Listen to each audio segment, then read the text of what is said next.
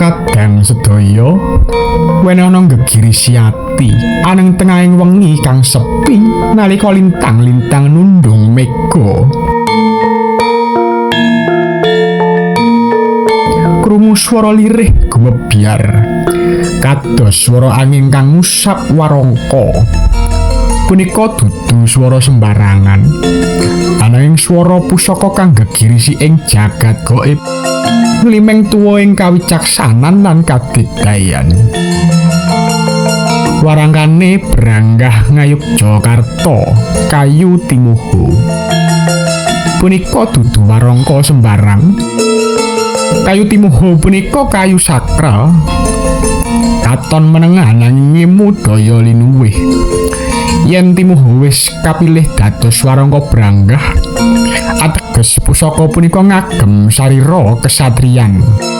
Branggah iku pralambang derajat, simbol wewenang, ananging isih ngajeni ora jumawa. Mliginipun gaya Ngayogyakarta ngajeni paugeran, adil lan wicaksana. Pendoke Kemalu Abrit, pendhok punika warah sangkan paraning gesang. Kemalu Abrit ndadosake pusaka punika nggambarake semangat, kumandanging karep, geni kang ora nate padham. Abrit punika manah pejuang sejati, cumandhaki laku ora wedi sengsara, ananging tansah dedonga lan nyembah marang Kang akarya jagat. Wonten sajroning pasamuan pusaka katon sumunar aneng tengah pengayoman warangka Branggah njedul sawijining pusaka agung. Ya iku keris dapur Pasopati, pamor segara muncar, tangguhe Hamengku Buwana Lima. Dapure Pasopati, dapur legendaris. Pasopati senjatane Prabu Arjuna nalika ngalang-alangi Adigang Adigung Adiguna. Dapur punika lugu ananging ngemu daya kinasihaning langit.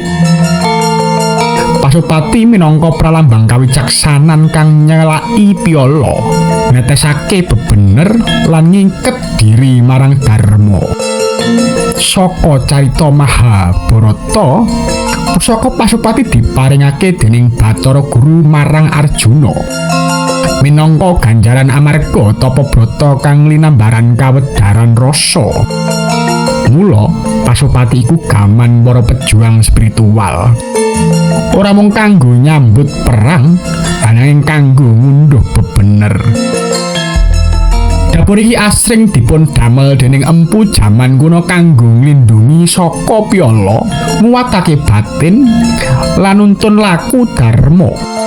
Sapa kang nyekel Pasopati kudu siap netepi keadilan. Ora mung nglawan mungsuh njaba, ananging luwih-luwih nglawan hawa napsune dhewe. Tinatahe emas Panji Wilis. Nah, Panji kang alus, kang wilis, kang medhang. Kados simbol pangayoman, Panji punika cirining pangarsa kang reksa, ora nguasai kanthi tangan wesi, ananging nganggo katresnan. Titikan Wilis nuduhake bilih pusaka iki cocok kanggo kang anggone mimpin ora amarga kuwasa, ananging amarga kepercayaan rakyat. Pamore Segara Muncar. Segara Muncar pamor kang ora mung endah ing paningal, ananging ngemu pralambang urip kang tan pisah saka ombaking laku. Segara Muncar nglambangake kawicaksanan kang tansah ambanyu mili, tansah nemokake dalan. Rejeki kang ora entek mucur kaya banyu. Kasabaran lan ketekunan kaya segara kang liwati wektu tanpa kabotan. Ing pamor iki katon gelombang-gelombang alus kaya ombak kang ambyur ing tepi segara. Saka pamor iki awakmu bisa mangerteni yen pusaka iki ora mung gegaman hananging guru sejatining laku. Segara Muncar cocok kanggo sapa wae kang gegayuhane luwih dhuwur, pengusaha, pemimpin utawa spiritualis. Ananging kudu eling, banyu iso nguripi, iso uga ngrusak. Wong kang nyekel pusaka iki kudu wicaksana milih dalan.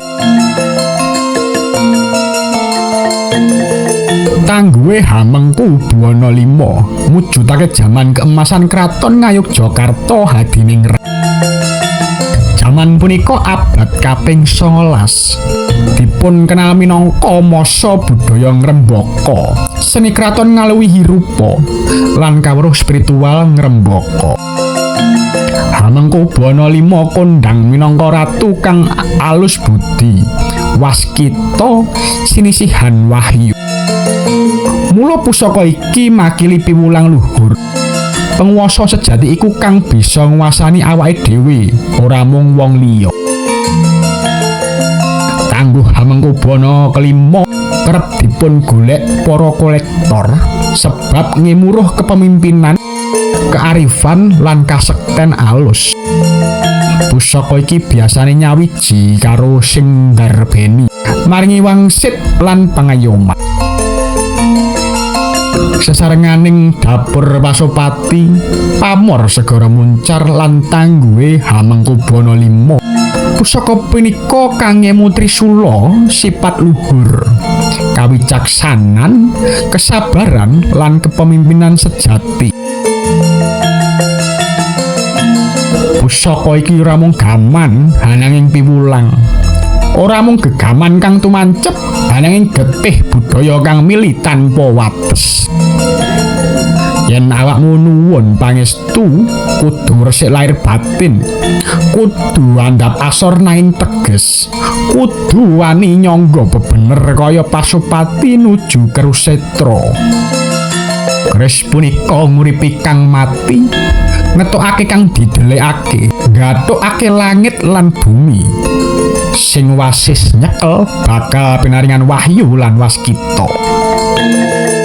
Wis wayahe pusaka punika ora mung dideleng, ananging dirasakake. Amrih dadi cahya dalanmu laku. Nuwun matur suwun.